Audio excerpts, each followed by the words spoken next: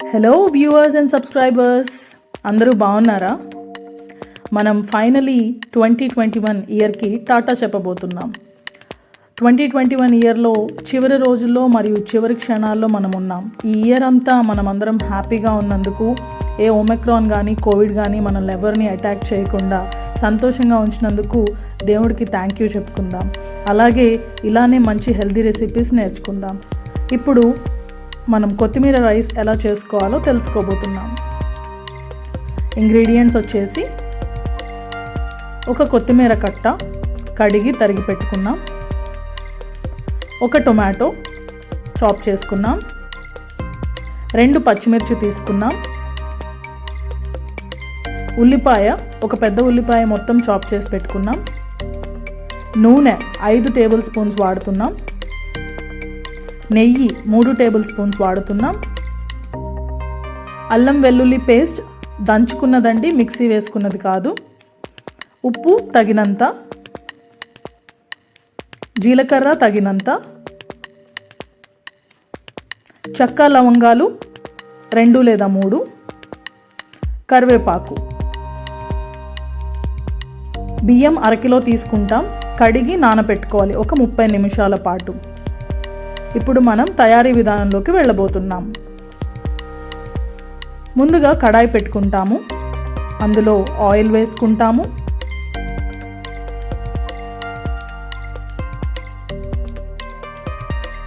ఆయిల్తో పాటుగా మనం నెయ్యి కూడా వేసుకుంటాము.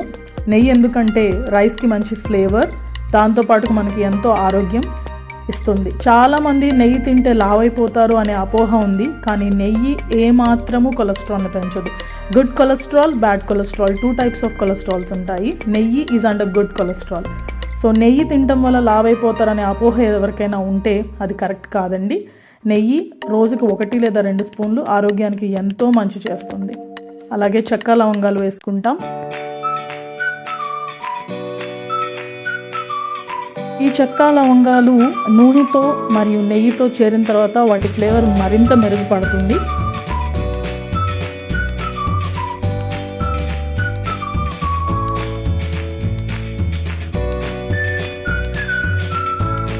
జీలకర్ర వేసుకుంటాం.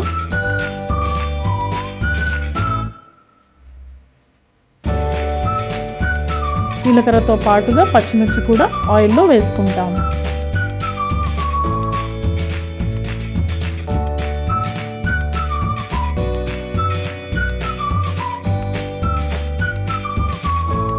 పచ్చిమిర్చి చిటపట్లాడుతూ ఉంటుంది. ఆ టైంలో మనము అల్లం వెల్లుల్లి ముద్ద నూనెలో మరియు నెయ్యిలో వేసుకుంటాం.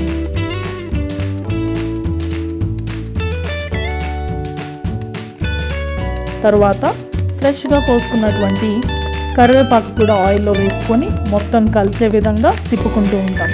ఈ అల్లం వెల్లుల్లికి త్వరగా అడుగంటే గుణం ఉంటుంది, అందుకని సిమ్లో పెట్టుకొని ప్రతిసారి గరిటతో తిప్పుకుంటూ ఎర్రబడేటువంటి విధంగా తయారు చేసుకోవాలి. తర్వాత ఉల్లిపాయలు కూడా వేసుకుంటాం.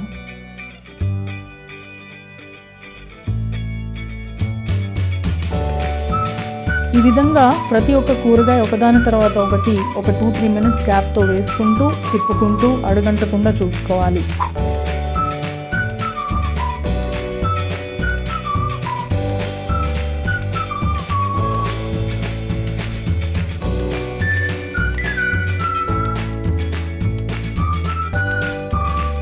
చూసారా, చిన్న చిన్నగా కూరగాయలు మరియు అల్లం వెల్లుల్లి పేస్ట్ రెడ్డిష్ బ్రౌన్ కలర్లోకి మారుతుంది. ఈ విధంగా ప్రతి ఒక్కటి ఆయిల్లో ఫ్రై అయ్యేంత వరకు తిప్పుకోవాలి. కూరగాయ ముక్క కూడా మెత్తబడాలి, ఆ పచ్చిదనం పోయి.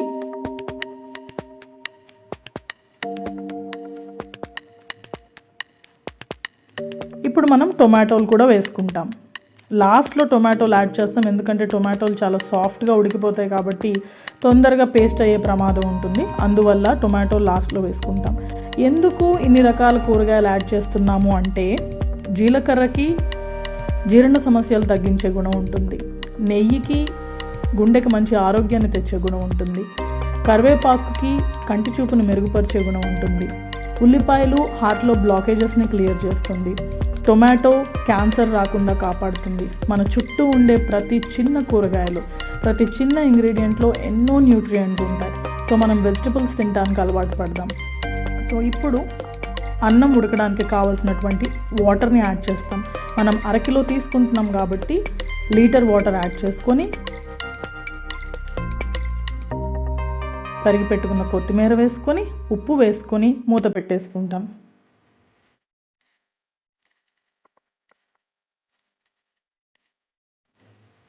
5 నిమిషాల తర్వాత వాటర్ మరియు కూరగాయలు బాగా మరుగుతాయి.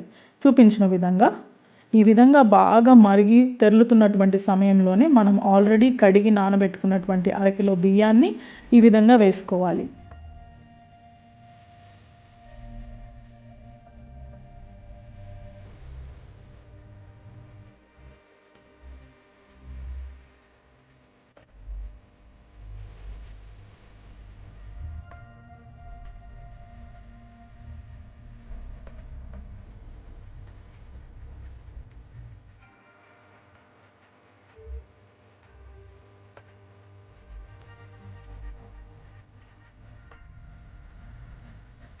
ఒకసారి గరిటెతో మొత్తం అన్నీ ఈక్వేటెడ్గా పట్టేలాగా తిప్పుకొని ఒత్తులు హైలో పెట్టుకొని మూత పెట్టేసుకుంటాం.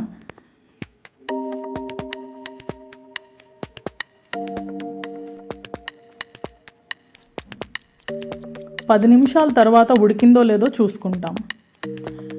ఈ విధంగా ఉంది. ఇంకొంచెం నీరు ఉందనిపిస్తోంది కాబట్టి ఇంకొక 2 to 5 minutes ఉడికిద్దాం. ఫైనలీ కొత్తిమీర రైస్ రెడీ అయిపోయిందండి. ఇప్పుడు సర్వ్ చేసుకుంటున్నాం.